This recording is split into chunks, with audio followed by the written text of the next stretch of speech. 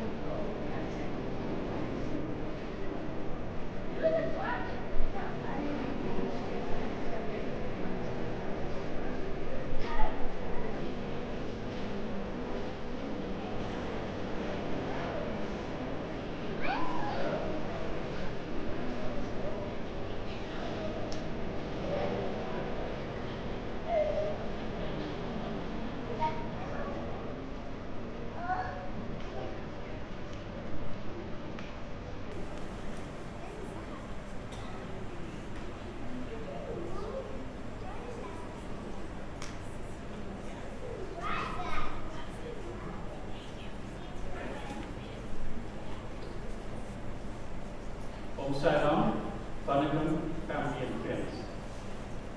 Today is indeed a very sad day as we bid our final farewell to our beloved Maggie. While we might say this is a sad day, we are also here to celebrate her life and honor her legacy. Vanakam, Eileen, or Maggie as she was known, was the eldest of 7 siblings of the Tangavelu family from Boojapane. Maggie studied at Salisbury Island around the 60s, where she obtained her BSc, specializing in botany and English. Later on, after some stints at traveling and teaching, Maggie enrolled for and obtained her teacher's diploma. Interestingly enough, it was at Salisbury Island that Maggie first met Tom. And it's not by coincidence that the person who introduced Maggie to Tom happened to be none other than Sheila, sister of Maggie. And we all know how happy that friendship turned out to be. Maggie's first official appointment as an educator was at Durban Indian Girls High School, where she taught biology. Among the many schools Maggie taught at were Tongat High, Cool Air, Tugela, Mount View, and finally at Sea Tides, where she ended her teaching career. Now, because of Kamo's job, constantly on the move, Maggie, being the supportive wife, had to uproot her family on many, many occasions. After initially staying in Ispingo, that was after their marriage, they moved to Sumble, then to Tonga, Stanger, back to Tonga, Noordburg, and finally they settled in Tonga in Fairbanks. After Tom retired and Maggie retired, they both moved to Cape Town to be closer to Ajaccio. While in Cape Town, Maggie joined the Milverton Science Centre, where she excelled, and that was her joy, being at the Science Centre. Some interesting facts that you and I might not know about Maggie is that she had a strong sense of adventure. Now, when you think about Tambo, the outgoing, bubbling personality that he was, one would assume that Tambo was the adventurous person, but not so. It was actually Maggie who tagged him along and engaged him in all the adventurous activities. Maggie loved baking. That was her speciality. Never ever did she buy a birthday cake for the children. She used her skill and made all the birthday cakes. Another skill that Maggie had was sewing. Many of Pia's outfits for certain days and fancy dress were actually sewn by Maggie. And interestingly enough, Rajeshri's prompt or Deb's ball outfit was made by Maggie. Maggie was also very, very artistic. She loved making greeting cards, not buying them, but making them herself. Probably her greatest passion, which we all saw, was gardening. and you could see at her home in Tonga, as well as the home in Cape Town, the beautiful garden that was manicured by Maggie. She knew her plants and she had green fingers. Maggie also, and I think the oldest people here would know that Tama and Maggie loved dancing. And they loved dancing to the music of the Duke's combo. She was also a very, very smart dresser. And the early pictures would show Maggie with the beehive hairstyle, stilettos, short dresses. That was Maggie. And probably her greatest quality was a support for her family. Maggie was exceptionally supportive of all her siblings and even her children, to the extent that she allowed them to do whatever they pleased just to get that experience. So those are just a few snippets about Maggie. We'll now go on to some of the messages that relatives have sent. You can come through, Cooppan and Company. So this message is from Maggie, a cousin. Ladies and gentlemen, we gather here today to honor and celebrate the life of Eileen Aka, a remarkable woman who touched the hearts of everyone she met. The first words that come to mind when I think of Eileen Aka is grace and elegance. Always calm and put together, even when you knew she was being pushed to the edge.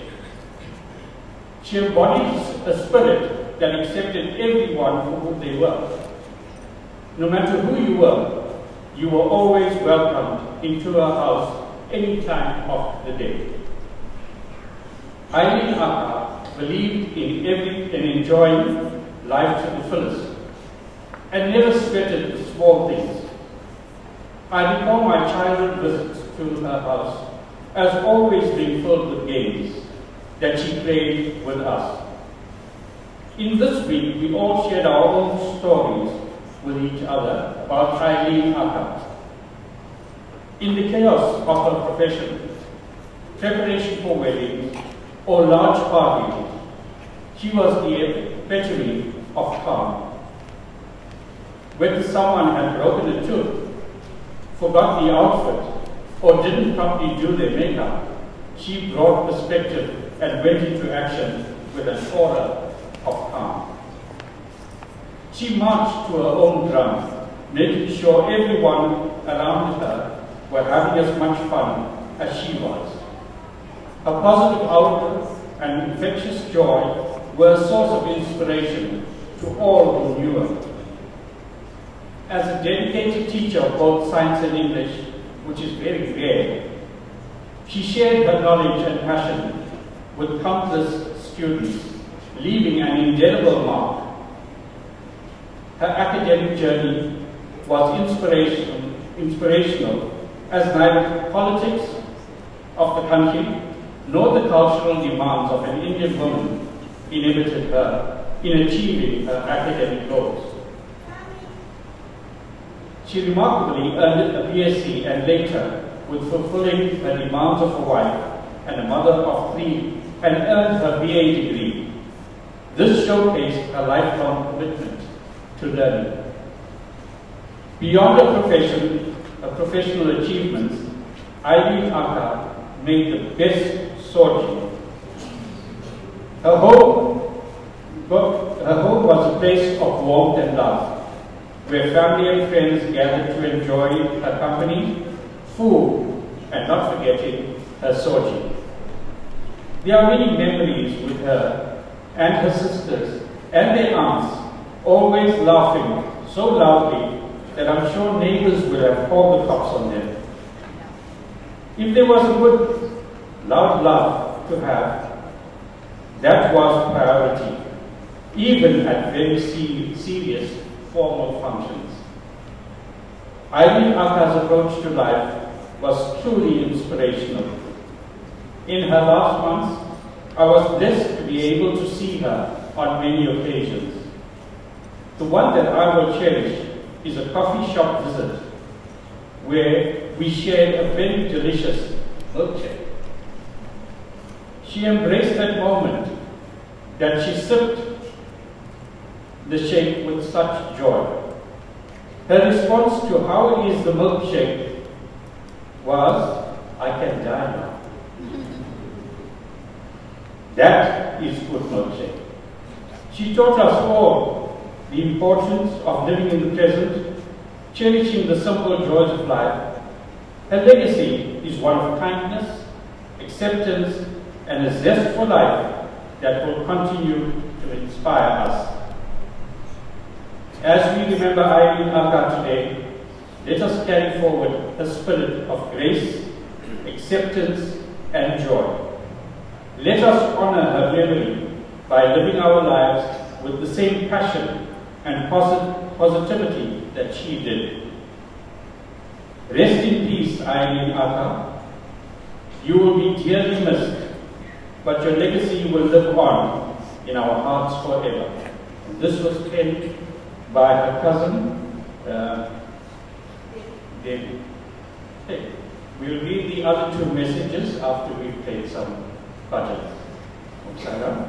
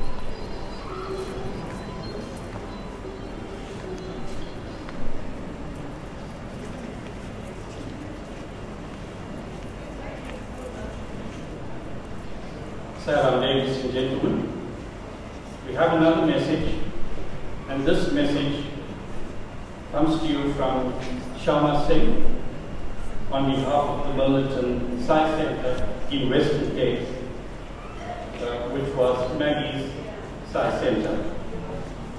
And it goes as follows. Pranams to our Sadguru Swami Sai. All our elders, family and friends and dear children. I, Shama Singh, on behalf of the Militant Sai Center of Western Cape, would like to share a few words. As we all gather here today to celebrate and bid farewell to our dearest and beloved late Maggie, dearest Maggie, as your soul embarks on its new journey on the spiritual world, we wish you well. May our Sadguru Swami and the guardian angels be at your side every step of your journey. Maggie was not just a beautiful friend. She was an amazing mother to her girls, Rajeshri, Kim, and Divina. Maggie was a simple, humble person who lived her life in a dignified manner. Her presence was always graceful, and she leaves us with many beautiful memories. Thank you, dearest Maggie, for your love and friendship. You will be sadly missed and always remain in our hearts. And here is a prayer for Maggie. Thank you, God, for everything I've experienced here in earth. Thank you for protecting me from the moment of my birth.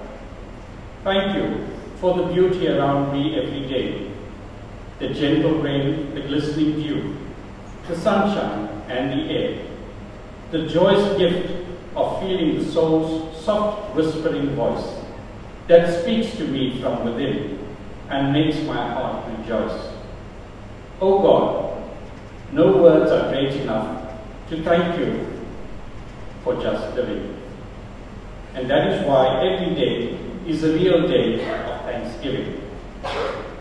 The Sai family of the Western Cape, Raj Singh in Mauritius, are now in India, bid farewell to our dearest Maggie. Till we meet again, dearest Maggie, we love you.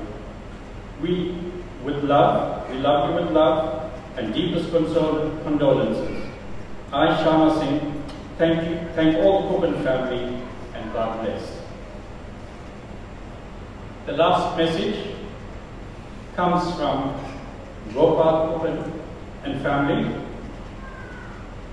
Gopal is the brother-in-law of Maggie. Unfortunately, the entire family could not be here today. And it reads as follows. Om Sai Ram, dear loving souls. It is with sadness and heavy hearts that we have gathered here today to bid farewell and send dear Maggie on her journey beyond this earthly plane. The memories of Maggie and Carmel will always be with us. Those were the fun, wild days. Then came the sobering effects of family life. First, Rajesh, then Kimi, and lastly, baby Divina. As a mother, she was the shining light and a beacon to her family. Her transformation into the world of Sai was astonishing. She took the words of Sai and put them into practice by living these values daily. This was now her life. Her strength after Thamo's passing was a revelation as to how to interpret death, who we are, and what is the purpose of our lives. These aspects of her life I've gleaned from the few visits we've made to South Africa. On the occasions I got to talk to her, she was always soft-spoken, calm, inquiring about our health and the welfare of Anisha's and Toby's family. Our well-being was very important to her.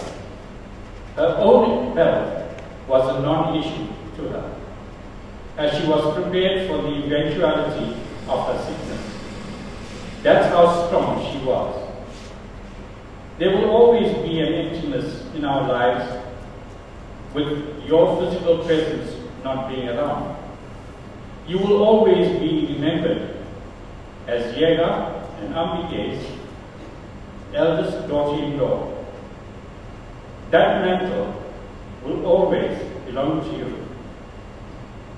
To Rajesh, Ja, Thea, Kimi, Jimmy, Javina, and Kavi, thank you for caring and making sacrifices for our dear Maggie Mom. Be strong and be aware that Mom has only left a physical body. Too much baggage to carry on her next journey. Tamo is waiting for you by the rivers of Babylon. And he's waiting there to continue your journey. And Gopal says he'd like to conclude with a poem that he found on the internet. It is titled, "A Light Extinguished Yet Undimmed." A light is extinguished yet undimmed. In memories of embrace, our tears are dimmed. A strong woman with courage and grace. We miss your presence, your warmth embrace. In quiet moments, we hear your voice, a love unyielding, a life's choice. Your strength and wisdom, a beacon of light. We miss you dearly through day and night. Gone from this world, yet never forgotten. A guiding spirit in every tear. We miss you, strong woman, a love so true. In the whispers of the wind, we'll find you. Go on your journey, dear Maggie. We will never meet again. Thank you for coming to our lives. And this is from Gopal, Jnani, Andisha, and Suresh and family. We will now have a few bhajans until we have our last speaker from Sarah.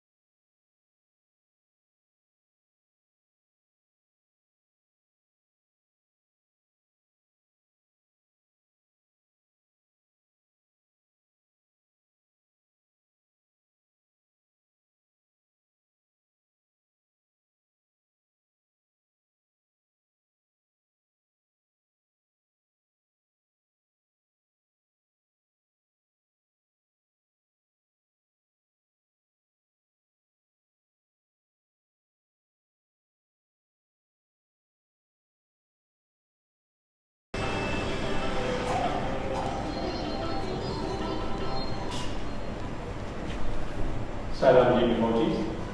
We have just one speaker today, and that speaker is Rajan Cooppan. Maggie spent a lot of time educating herself on the teaching of Swami through her interaction with Rajan, and also towards the latter part of her life, she consulted with Rajan on a regular basis, getting his advice and second opinion. So it's only appropriate that Rajan will be the one who will deliver the final speech. Om Salam.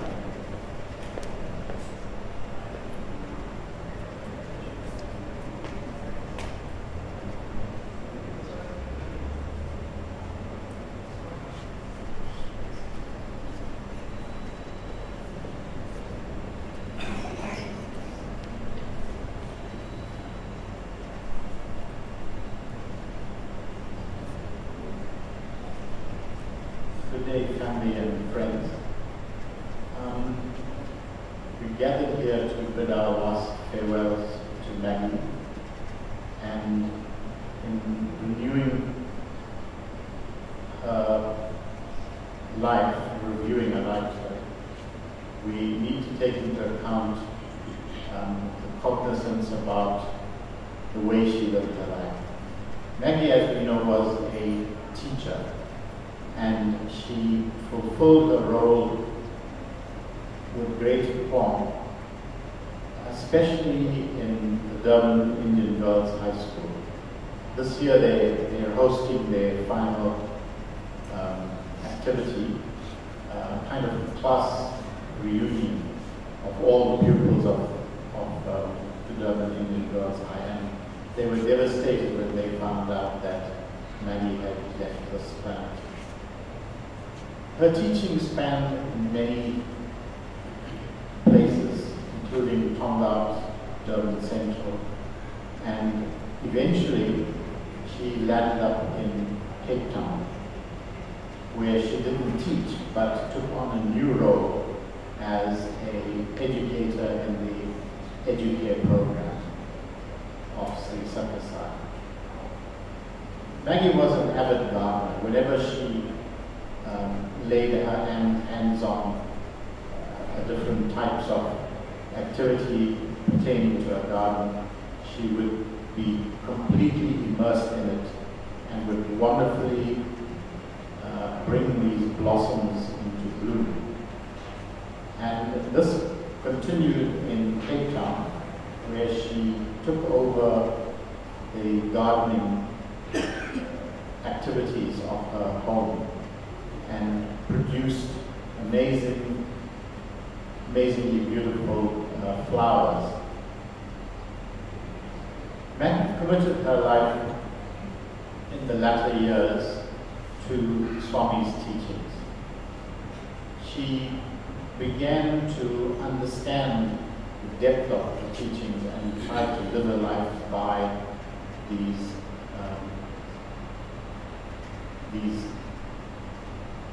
lessons that Swami had given. And she was able to put together beautiful lessons for Thea and nurtured her in the way of a Balvika's child. Thea's life, I think, will not be complete without this wonderful guidance and presentation that she had from her grandmother. Wherever Maggie and Tamo went, they attracted devotees. They attracted people toward the life story of Swami. And they began to fulfill their roles as educators in the organization. Quietly and with much dedication, they continued this life of providing the teachings of Swami to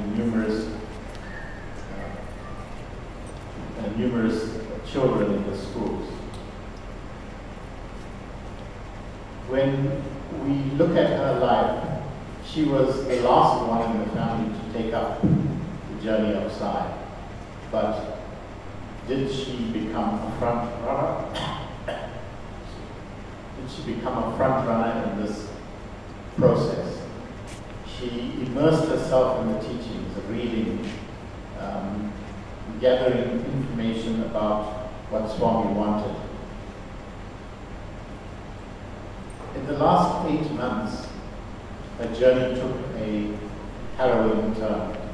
She began to feel tired, and she was consistently badgered by this tiredness, to the point that when she went to the US, the fatigue was so great that she buckled under that. When she came back, she consulted with me, and I said that she needs to get a blood test done. And lo and behold, we found that she had a iron deficiency anemia, which meant that she was bleeding somewhere inside. And that started the cascade of events that led to her being diagnosed with a stomach cancer. Now, she was hesitant to undergo surgery, mainly because her mother and her sister had died of a similar kind of episode, and she was afraid of the surgery. And I goaded her into understanding that the surgery would give her respite. It may not cure the disease, but it would certainly give her respite. And on this ground, she took up the challenge of undergoing the surgery, which went pretty well, I think. And she then began the journey of trying to understand how would this unfold. And so the numerous talks that we had together were around understanding that this was the terminal state now, and how to approach this. And she engaged it with such dignity that I think we can only marvel at her strength and her ability to understand what was going on.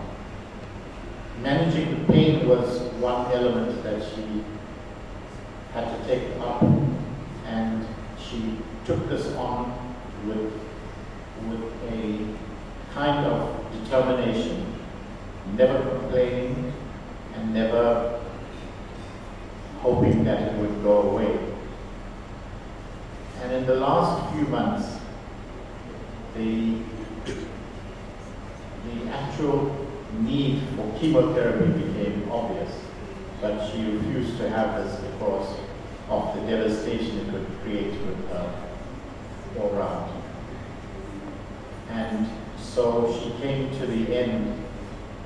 The palliative care doctors had given her the painkillers that she needed, and she began to undergo this downward spiral, to the point where she faded away into quiet dignity and eventually gave up her life. Her legacy is an amazing one. She taught us how, by example, how to live life with the presence of Swami ever present in her life. And she lived this quietly, without putting anybody down and without expecting any returns of accolades. She was able to capture the spirit of how Swami wanted us to live.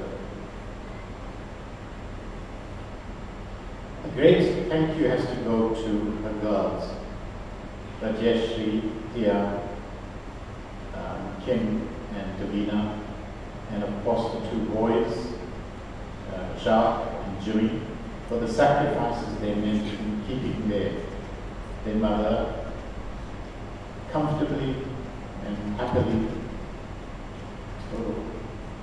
till the last moments of her life. Thank you for that, Davina, Kim and Rajesh, for the amazing amount of sacrifice that you have afforded Maggie.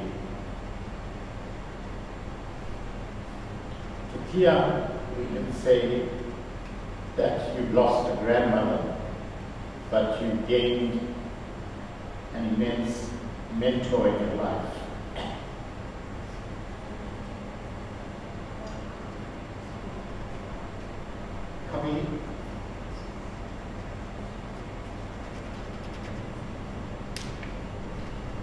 Kavi is another grandson of hers living out in the US, and although he's not spent that much time with her, he too benefited from her loving grace. Swami says, "For dust thou art, and unto dust thou shalt return." Well, now this is the moment that Maggie is approaching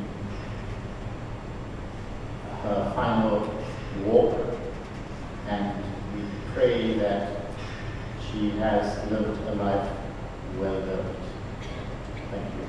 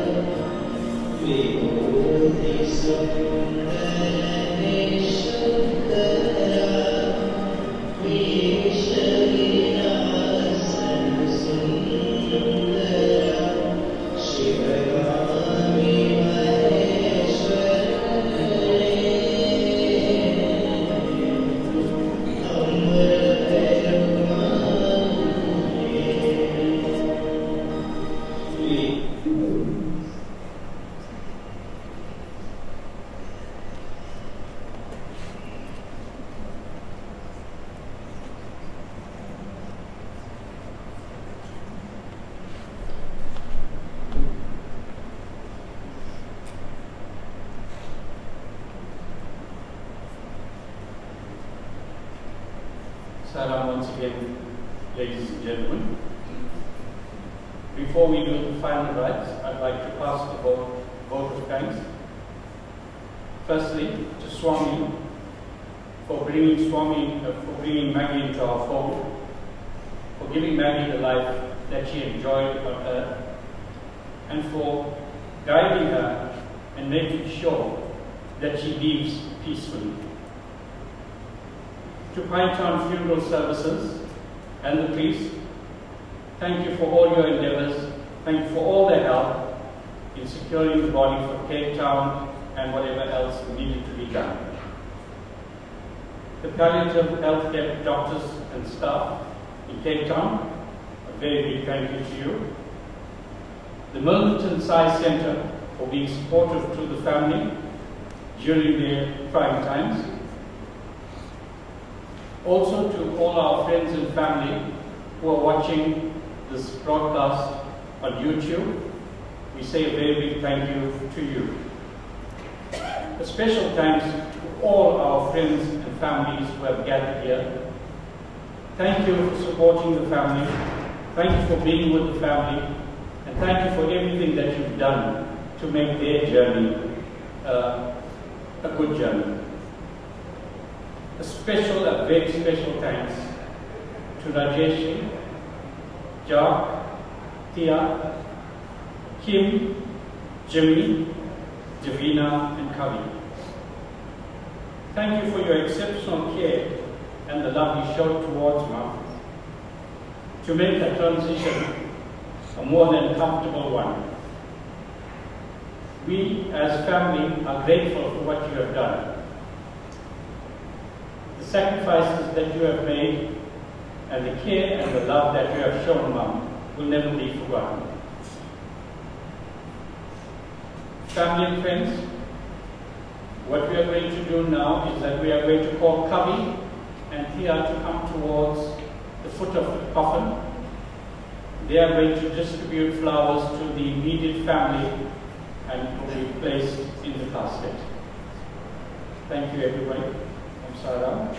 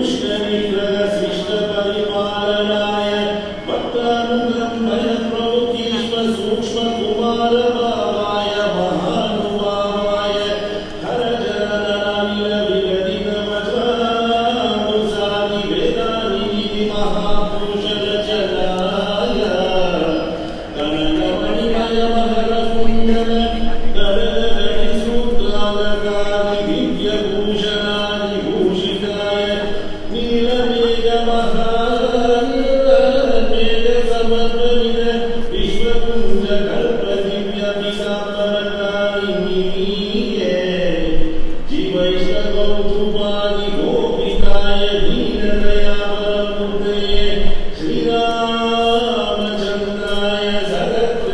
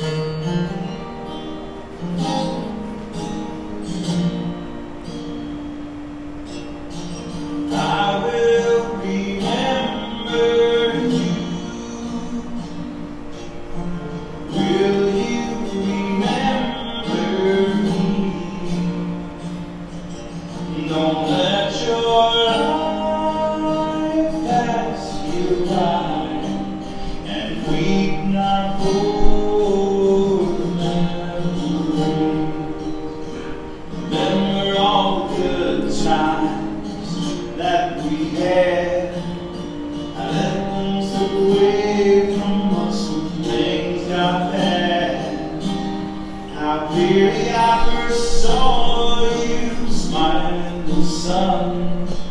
Want to feel your warmth upon me.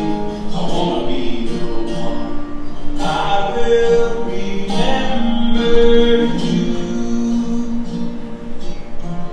Will you remember me?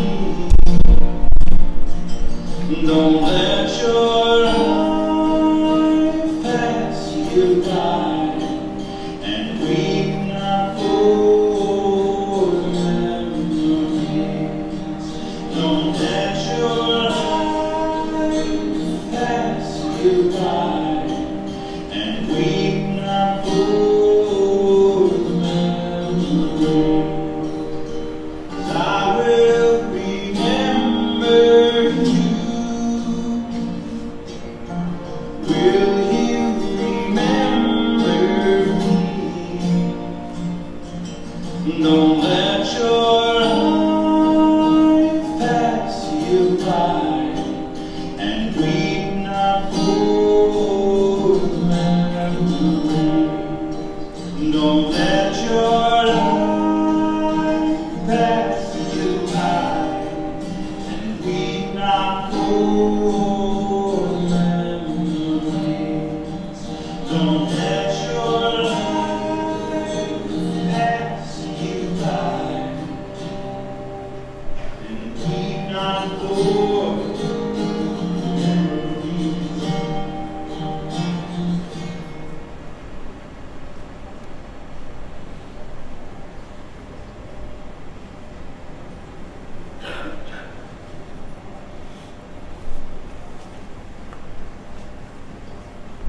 We can take a seat, ladies and gentlemen. We are just waiting for the priest to conduct the final rites. At the moment, he's in the ante-room conducting another funeral. As soon as he's finished, he will come out and do the final rites. In the meantime, we will have questions.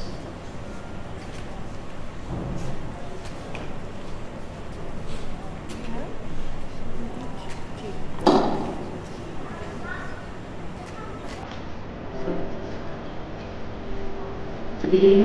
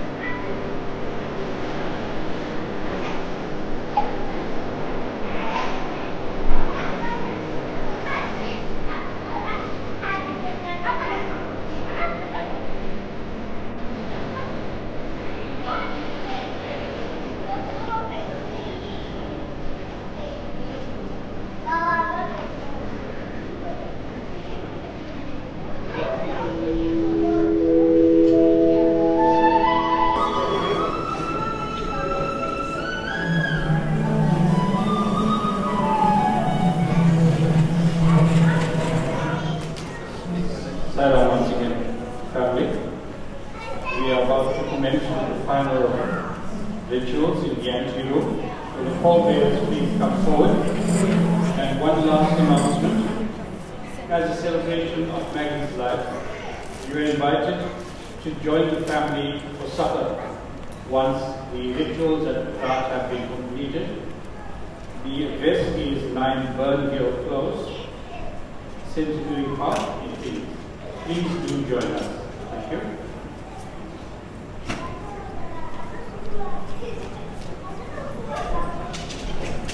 And we have the pallbearers, please.